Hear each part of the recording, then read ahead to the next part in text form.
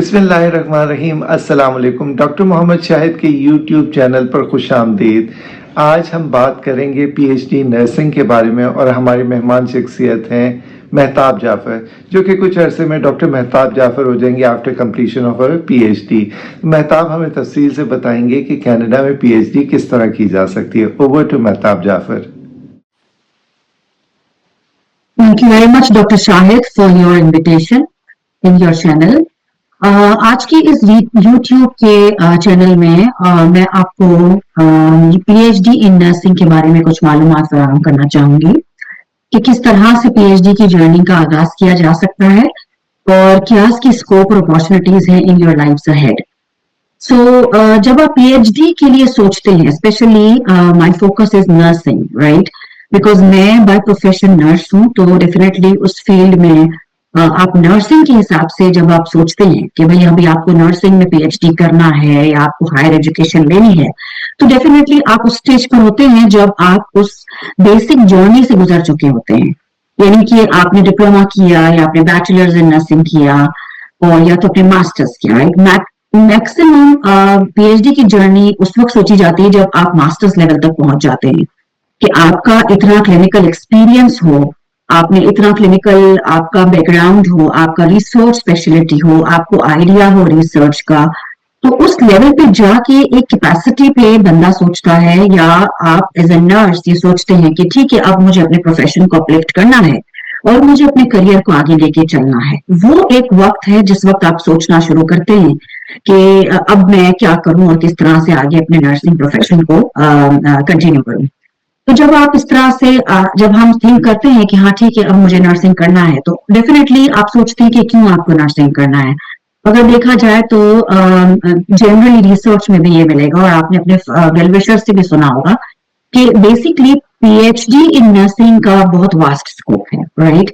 Like in terms of आप academic में जा सकते हैं, एजुकेशन फील्ड है, रिसर्च में इसका बहुत बड़ा स्कोप है। डेफिनेटली आप एक फील्ड को लेकर उस पर रिसर्च करते हैं, उसके ऊपर स्टडी करते हैं very thoroughly, very rigorously, right. Clinical में आप अपनी कॉम्पिटेंसीज को लेके चल सकते हैं, आप लीडरशिप पोजीशन पे उस स्किल्स को एनहांस कर सकते हैं। तो जब आप स्कोप की जनरली बात करते हैं पीएचडी में, तो बहुत सारे जराए आपके लिए खुल जाते हैं, बहुत सारी अपॉर्चुनिटीज आपके लिए खुल जाती हैं। जब आप पीएचडी में एडमिशन के लिए सोचते हैं, तो पहला शुरू का थोड़ा सा मैं आपको वाजे करते चलूं कि किस तरह से आप इस जर्नी को स्टार्ट करते हैं।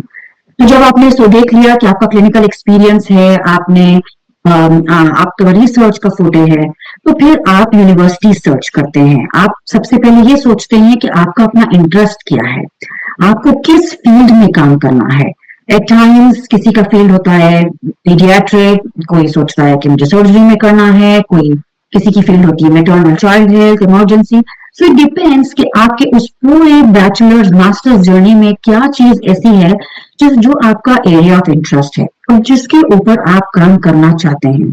उस स्पेशलिटी के अंदर एक मखसूस टॉपिक को आप फिल्टर करते हैं। डेफिनेटली अगर मैं सर्जिकल नर्सिंग की बात करूं या इमरजेंसी नर्सिंग की बात करूं, तो वो बहुत वास्ट टॉपिक है, राइट। आप अपनी इंटरेस्ट को नैरो करते हैं कि इस पर्टिकुलर टॉपिक पे मुझे काम करना है, या इस टॉपिक पे मुझे इंटरेस्ट है, या इसको मुझे आगे लेके चलना है बिकॉज ये मेरा इंटरेस्ट है, उसके ऊपर मैं काम करना चाहती हूँ या चाहता हूँ। उस हिसाब से जब आप सोचते हैं कि ये टॉपिक है, तो आप एक प्रपोजल बनाते हैं। यूजुअली यूनिवर्सिटीज का क्राइटेरिया होता है कि 2000 वर्ड्स या 3000 वर्ड्स का एक आप प्रपोजल बनाना होता है, और उस प्रपोजल में आप वाज़ेह तौर पर लिखते हैं कि आपका क्या इंटरेस्ट है, आप क्या करना चाहते हैं, आपका उस फील्ड में क्या एक्सपीरियंस है, आपने कितना उसके ऊपर रिसर्च बेस्ड किया है, आपका अपना आइडिया क्या है, और आप उस पीस को या उस टॉपिक को कैसे लेके चलना चाहते हैं। आप उसको मिक्स मेथड करना चाहते हैं, आप कोली कौनची करना चाहते हैं। सो वो एक टेंटेटिव ब्रॉड नटशेल में एक आइडिया होता है जो आप जाहिर करते हैं उस 3000 या 4000 वर्ड में कि क्या आपका इंटरेस्ट है। उसके बाद जब आप उसको लिखते हैं, उसके बाद आप यूनिवर्सिटी सर्च पे जाते हैं। Now if I talk about Canadian university, तो अगर आप गूगल सर्च करें और आप नेट पे भी देखिए, तो आपको ये पता चलेगा कि there are several universities which are in top listed market in Canadian universities. तो अगर मैं इनमें से कुछ कैनेडियन यूनिवर्सिटीज के नाम लूं तो उसके अंदर university of Toronto, Alberta university, university of British Columbia, western university, ये कुछ यूनिवर्सिटीज हैं जो आपको लिस्ट में आपको मिलेंगी।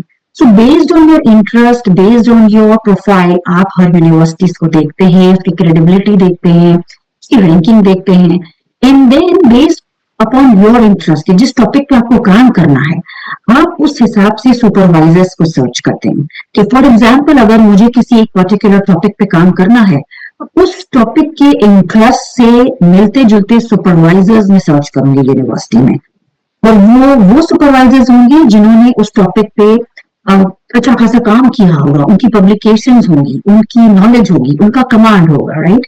इस तरह से आप सुपरवाइजर को अप्रोच करते हैं, आप उनको लिखते हैं, उनसे कोऑर्डिनेशन होता है, बैक एंड फोर्थ मीटिंग्स होती हैं, डिस्कशंस होते हैं, आप अपने आइडियाज प्रेजेंट करते हैं सुपरवाइजर को, exchange of knowledge and ideas होते हैं, and then it's a contract basically. जब फाइनली सेवरल मीटिंग्स के बाद आपका एक कॉन्ट्रैक्ट एक सुपरवाइजर एक पर्टिकुलर यूनिवर्सिटी के साथ बन जाता है कि ये अब मुझे इनके साथ काम करना है। इन अ वे ये कह सकते हैं कि हमारी केमिस्ट्री मैच होना शुरू हो जाती है।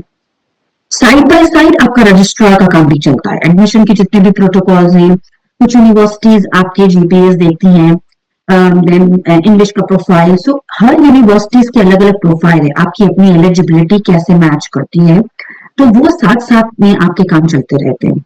Once you got an admission, ये सारा प्रोसेस करने के बाद, सुपरवाइजर का बाइंग के बाद, जब आप इनटू पीएचडी स्टडीज आते हैं, शुरू के 2 साल आपको लग कर बहुत लगातार तौर पर आपने कोर्स वर्क करना होता है। उस कोर्स वर्क में एडवांस्ड लेवल के कोर्सेज होते हैं, फॉर एग्जांपल पॉलिसी मैनेजमेंट या रिसर्च के टॉपिक्स। सो एडवांस लेवल पे आपको 2 साल के लिए उस थॉरली कंटेंट को समझना होता है, कोर्स को पढ़ना होता है, एंड देन फिर उसके बाद यूनिवर्सिटी के एग्जाम होते हैं, और 2 साल के बाद फिर आपकी इतनी ग्रिप हो जाती है कंटेंट में, then you start developing, refining your proposal in a way जो आपने लर्न किया है।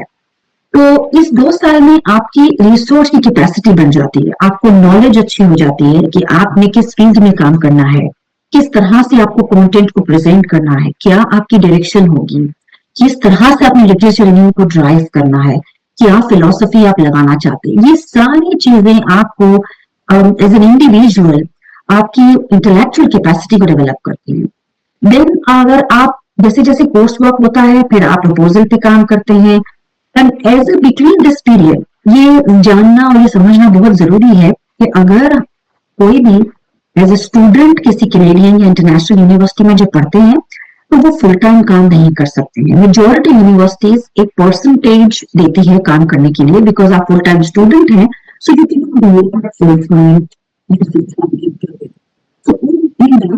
आपके पास कुछ परसेंटेज दी होती है, वीकली कुछ आवर्स होते हैं जो आपने उस पर्टिकुलर वीक में करने होते हैं, उससे ज्यादा आप एक्सटेंड नहीं कर सकते। तो in that I would suggest that जरूर सोचें कि आपने अपने सर्वाइवल को कैसे मैनेज करना है, फाइनेंस कैसे मैनेज करना है, फंडिंग के क्या ऑप्शंस हैं आपके पास, आप किस तरह से अपनी फैमिली और प्रोफेशनल और पर्सनल लाइफ को बैलेंस करेंगे, बिकॉज आपको लिमिटेड काम करना है, राइट। अगर आप फैमिली के साथ आए हैं तो आपको वो सारे एक्सपेंसेस बेयर करने हैं।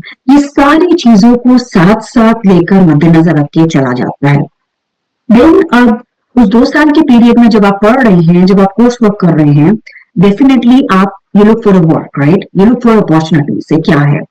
In a way, as a PhD scholar, you get so many opportunities. In a way कि आप यूनिवर्सिटी में as a part time teach कर सकते हैं, पॉलिसी मैनेजमेंट में काम कर सकते हैं, लीडरशिप में काम कर सकते हैं, और एडमिनिस्ट्रेशन में काम कर सकते हैं। अगर आप अपनी कंट्री में नर्स हैं, आपका अच्छा एक्सपीरियंस है, आपके पास वैलिड लाइसेंस है, तो as a health care profession ये आप कैनेडियन यूनिवर्सिटी में या कनाडा में आके लाइसेंस के लिए अप्लाई कर सकते हैं, नर्सिंग लाइसेंस के लिए, जिसके लिए पूरा एक स्टैंडर्ड प्रोसेस है जिसके ऊपर आपने फॉलो करनी होती है guidelines, and then you apply for the credential, and then you sit for an exam, and then you got Canadian nursing licence. So in that direction also जब आपके पास लाइसेंस आ जाता है तो आप अपनी पढ़ाई के साथ उस क्लिनिकल एक्सपीरियंस में भी काम कर सकते हैं, ताकि आप अपनी इंटरेस्ट को जिसके ऊपर आप काम करना चाहते हैं प्रैक्टिकली इसको एक्सपोज करें। अगर आपका टीचिंग का एक्सपीरियंस है तो आप as a professor part time teaching कर सकते हैं। तो बहुत सारी अपॉर्चुनिटीज हैं जो आप साथ साथ पीएचडी के चला सकते हैं। पीएचडी होने के बाद डेफिनेटली एक डिफरेंट एक्सपेक्टेशंस है, एक डिफरेंट स्कोप है। आपके पास बहुत सारी अपॉर्चुनिटीज हैं। आप फैकल्टी लेवल पे, एसोसिएट प्रोफेसर लेवल पे, रिसर्चर लेवल पे काम कर सकते हैं। बट इट डजंट मीन कि आप उस स्टूडेंटशिप में कुछ नहीं कर सकते। Wearing a student hat as a PhD scholar, this also has a weightage कि आप अपनी स्किल्स को, जो 2 साल जो आपने कोर्स वर्क पढ़ा है, उस दौरान आप अपनी स्किल्स कॉम्पिटेंसीज को साथ साथ अपनी प्रोफेशनल लाइफ के साथ कनेक्ट कर सकते हैं, ताकि आपकी जो कमांड जो आपने पीएचडी में जो पढ़ा है 7 साल, उसको आप अपनी प्रैक्टिकल लाइफ में भी इम्प्लीमेंट कर सकते हैं। Thank you very much for this opportunity, and I hope that we wish you very best of luck for all of the participants in future ahead. Thank you.